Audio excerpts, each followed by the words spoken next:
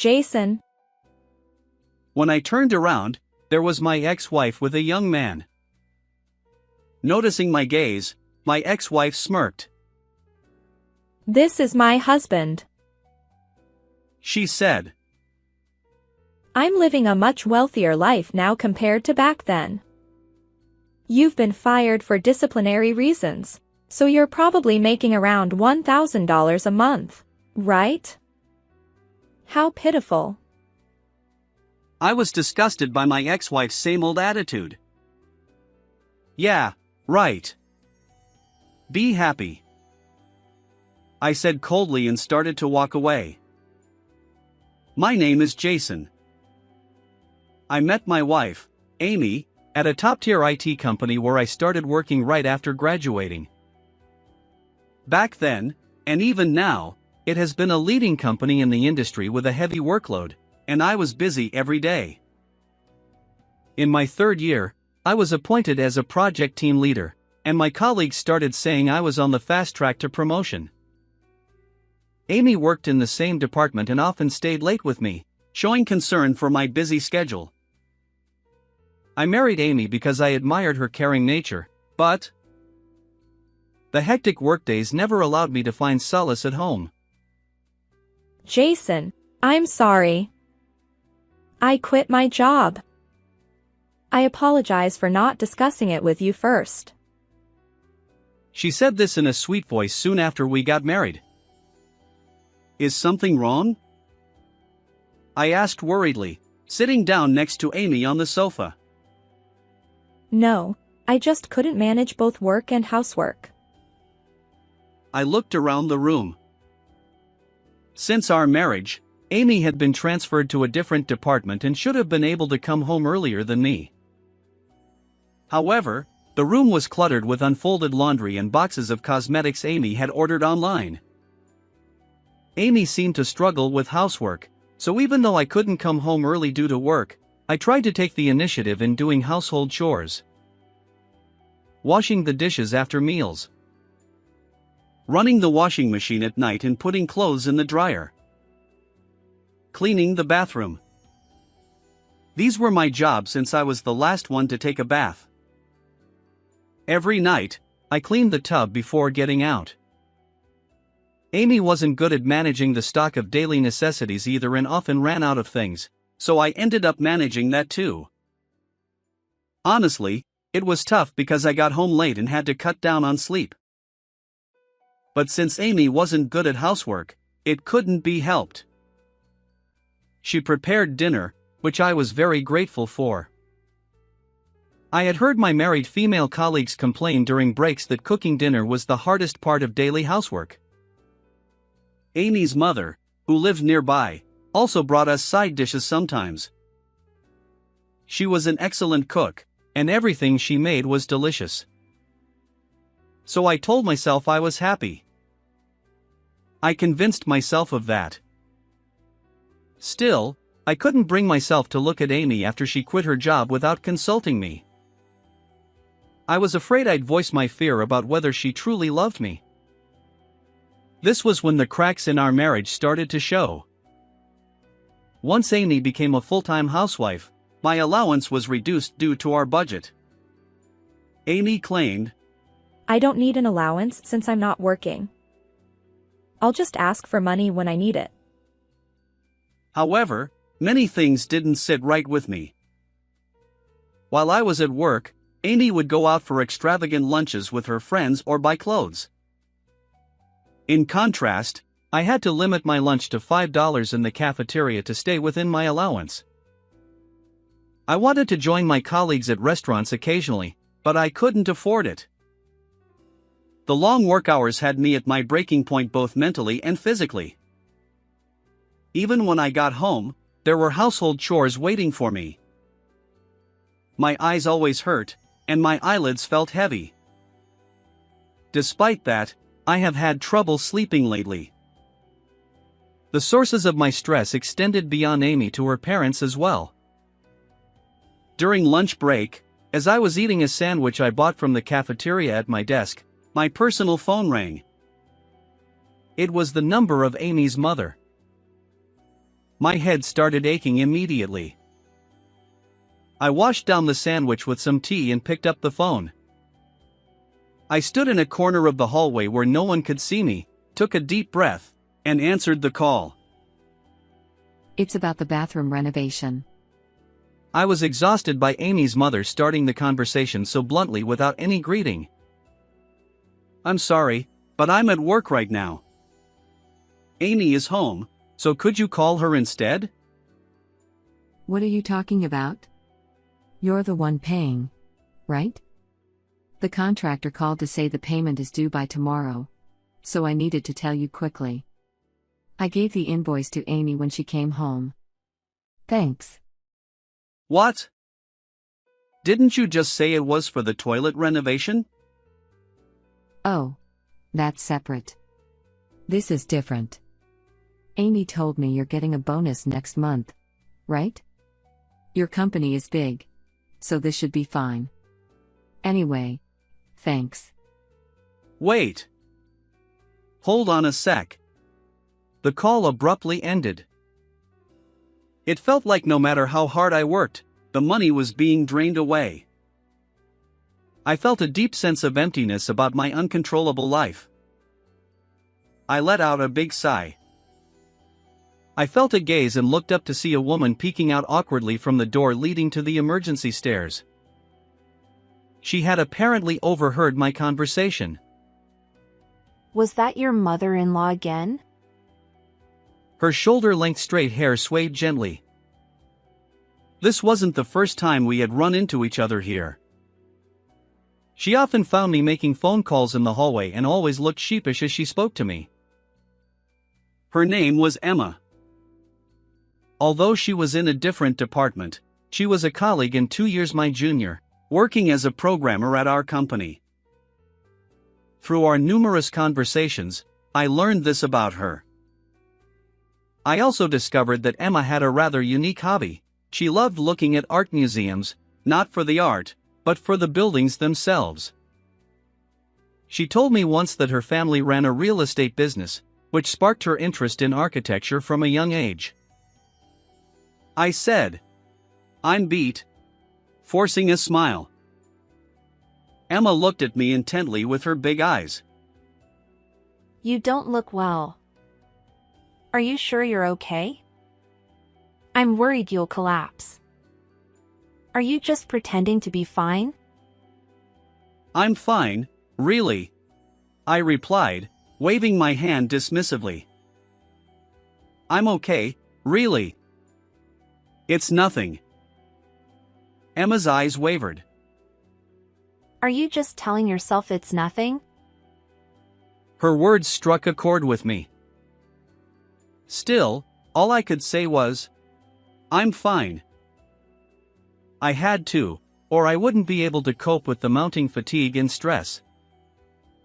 Even though I knew I was reaching my breaking point, I couldn't let go of the memories of the kind Amy from before our marriage. Jason. She peered at me worriedly as I zoned out, lost in thought despite my earlier assurances. Here, take this. She pulled out an orange juice from her small handbag and slipped it into my suit pocket.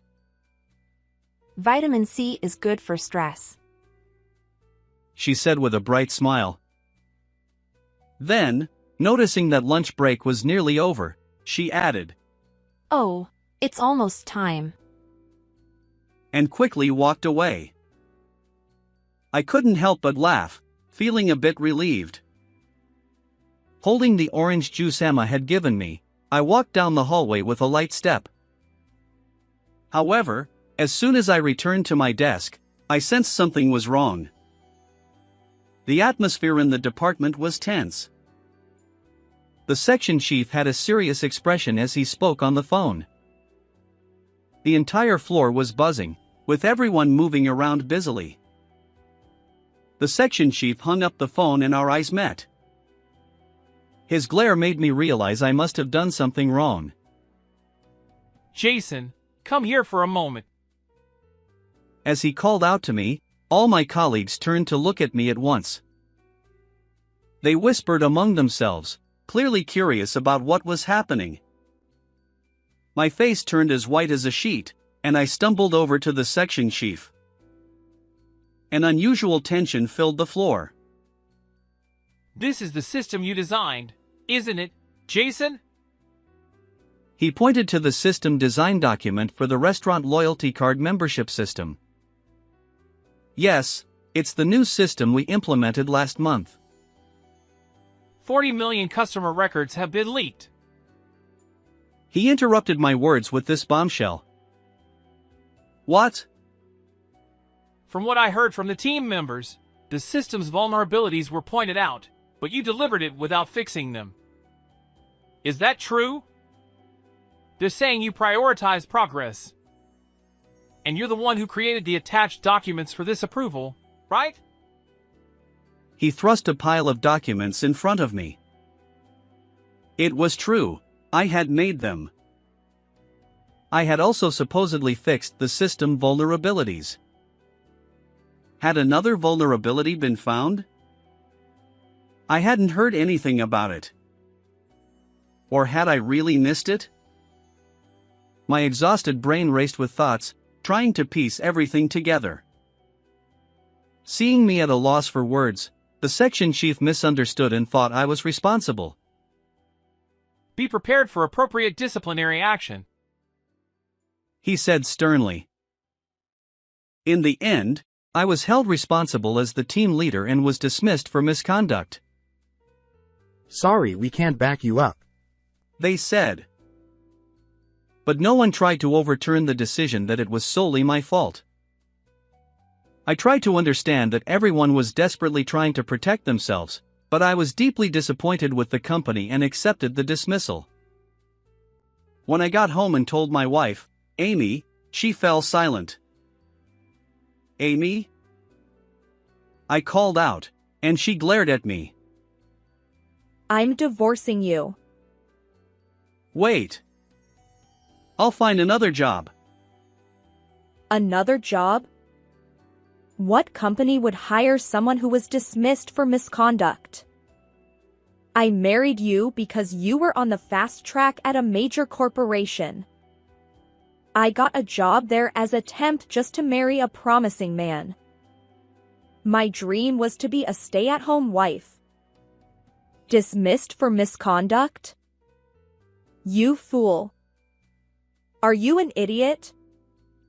Why did I marry you in the first place? Amy's hysterical rant made her face look grotesquely distorted, like a demon. Amy used to always be smiling and willingly took on various tasks for her colleagues when we worked at the same company. She seemed like a completely different person. While I fully understand that I'm at fault for being dismissed, I was shocked by Amy's true nature. I never knew she could be like this.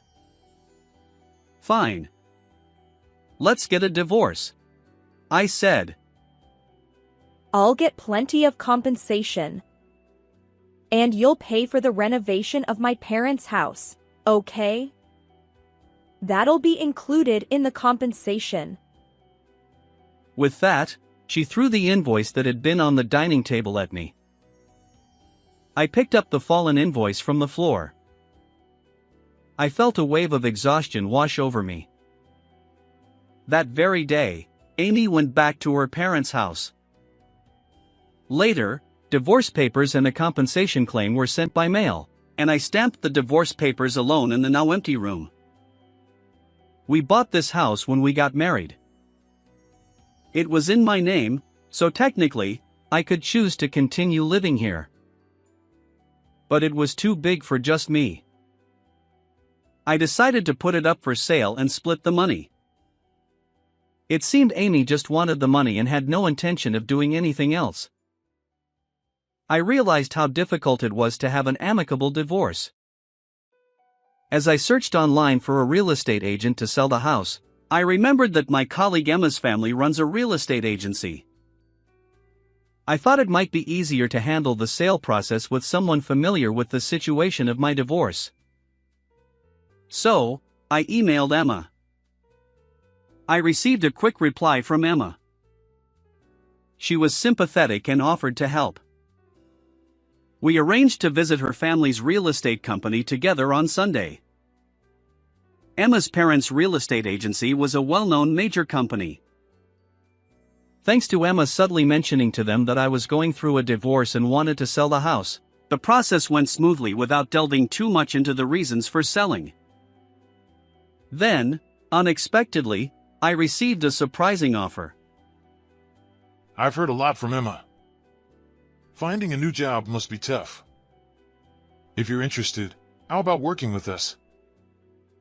Really? But why me? Emma speaks highly of you, so I got interested. With a smile across the counter, Emma's father said that. Sitting next to him, Emma's face turned red as she quickly replied. Jason is known for being diligent and hardworking, and he talks to me without any bias, even though I feel out of place in the office. Out of place in the office? I didn't know Emma felt that way. I was exhausted both at work and at home, and I didn't consider myself as serious and kind as Emma described, so it was very surprising.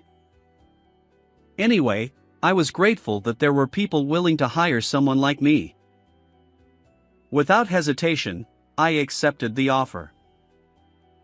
After settling the relocation and divorce procedures, I began working at the real estate company owned by Emma's parents. Emma's father hired me as an accountant, wanting me to gain knowledge about the real estate business. During the pre-employment interview, he mentioned that he would be glad if I could utilize my previous experience as a systems engineer.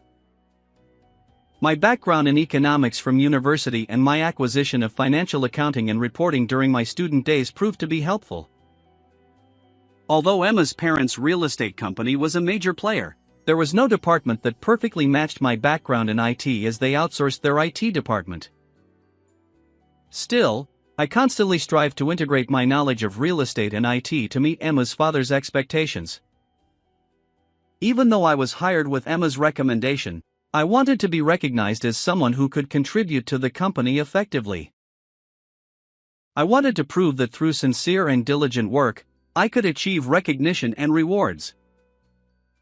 Years later, I transferred from the accounting department to the finance department.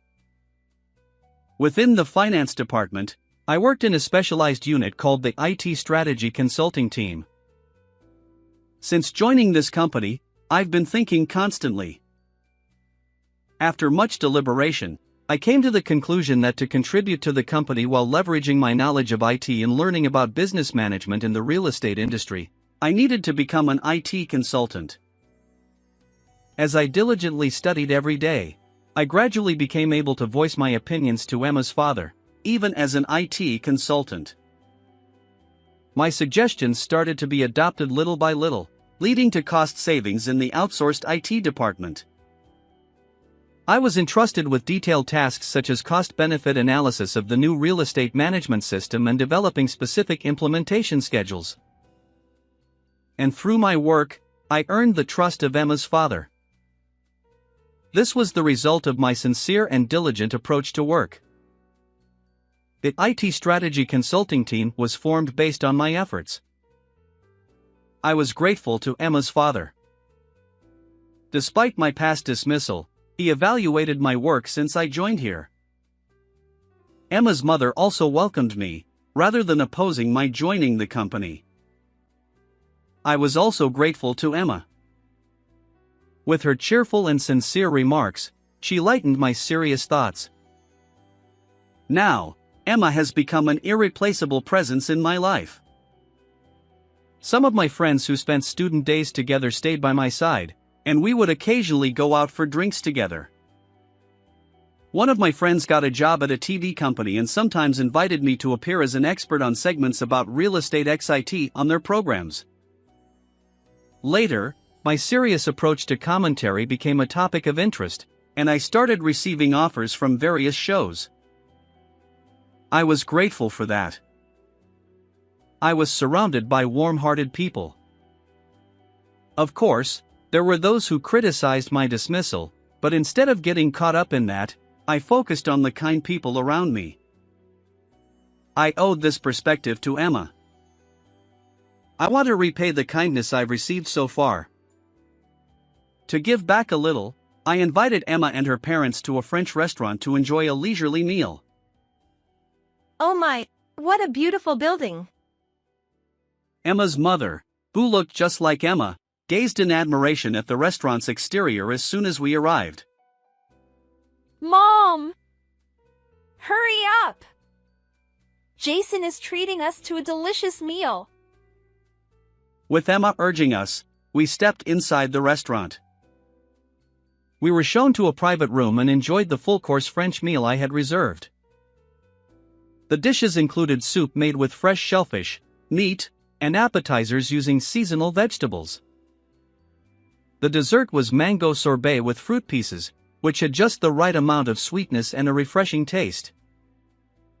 Each dish was beautifully presented and made it a feast for the eyes as well. Seeing the satisfied faces of Emma and her family made me happy. Since I had prepared a bouquet as a surprise, I excused myself to go to the restroom and stepped out of the private room. At that moment, Jason. When I turned around, there stood my ex-wife, Amy, with a young man beside her. Amy noticed my gaze and said with a triumphant look, This is my husband. Even though she said that, I felt no emotion. I'm living a much wealthier life than before. I'm glad I left you. My current husband takes me to such fancy restaurants so often that I'm tired of them. He makes my dream of being a housewife come true. Her husband stood next to her, looking quite pleased. Amy snorted with a proud expression arrogantly. I was exasperated by her attitude, which hadn't changed at all.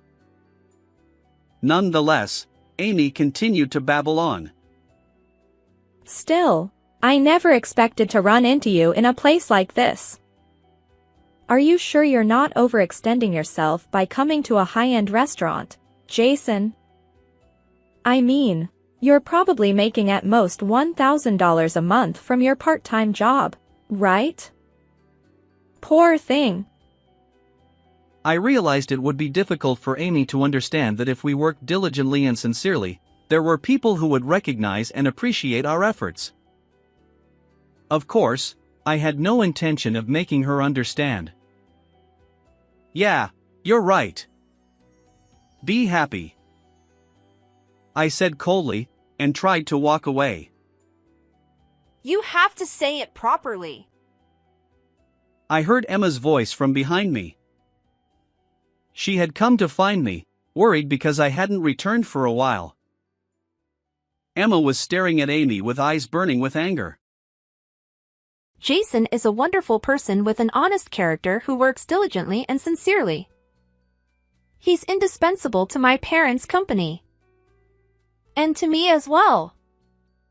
Jason appears on TV and promotes our company. Thanks to him, my parents' company has grown rapidly. If making money is so impressive, then Jason is even more impressive. With that, Emma boldly announced my monthly income of last month in the restaurant hallway. If this were a comic book, it would probably have a bam sound effect. Emma stood with her hands on her hips, striking a defiant pose. I couldn't help but think how cute she looked. That amount is a bit too personal to mention. But thank you, I said and turned back to Amy. Amy and her husband were stunned, unable to find any words. It seems we didn't share the same values. I realize now that it was foolish of me to marry you without seeing that. We're each on our own paths now, and I didn't think there was anything left to say, but I'll be clear, I am earning well, and I have people around me who understand me. I am happier now than I ever was when I was married to you. Amy suddenly snapped out of it and ran towards me. I'm sorry. I was wrong. I must have been out of my mind back then. I couldn't trust you anymore. But still, you're amazing. You're making more than 10 times what my husband does. Can you give me your contact info? Please? Pretty please? Even though Amy suddenly seemed remorseful, I wasn't going to be fooled anymore. Her husband was angry, shouting at her. Hey, what are you saying? Despite his anger, Amy continued to cling to me. I looked at her with disdain and said, "It's over between us. I don't want to talk to you anymore." I don't know what happened to Amy and her husband after that.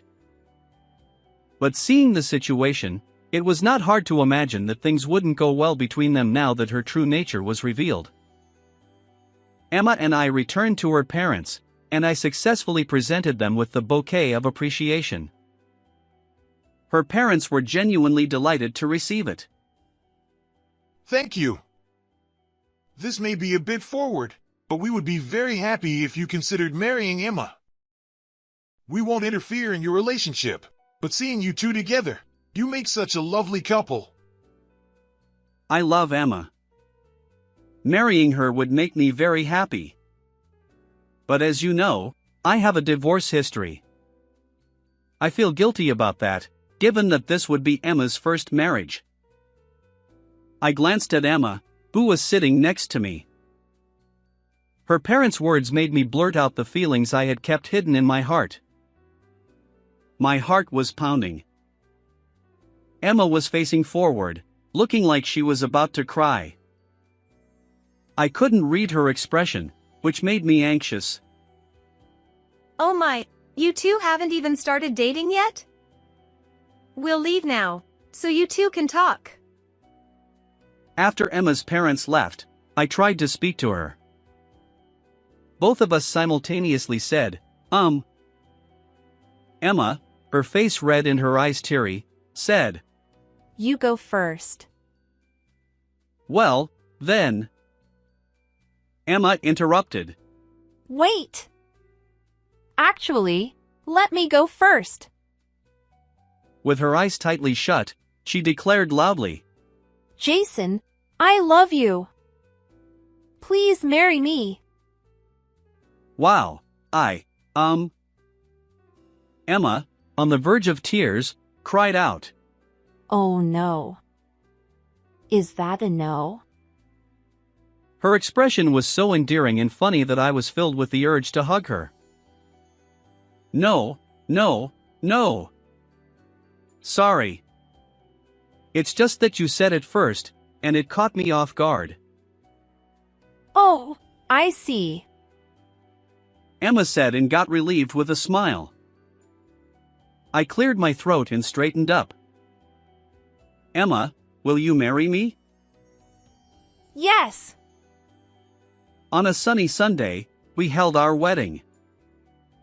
Many friends attended, and I felt profoundly grateful for the support of those around us. The wedding photographer signaled. Now, let's take a picture. With the clear blue sky and the church in the background, Emma, our parents, friends, and I stood in a line. Emma and I were smiling happily. I vowed to myself to always protect Emma's happiness as she smiled beside me.